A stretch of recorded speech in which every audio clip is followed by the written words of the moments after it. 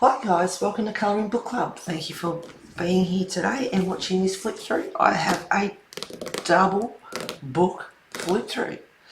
Joanna Basford, Ivy and the Inky Butterfly, which is 120 pages and quite a thick book. We also have Rooms of Wonder, which is 80 pages, and you can see the size difference.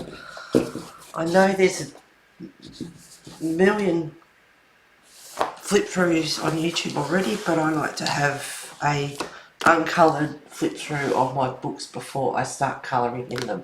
So I hope you enjoy.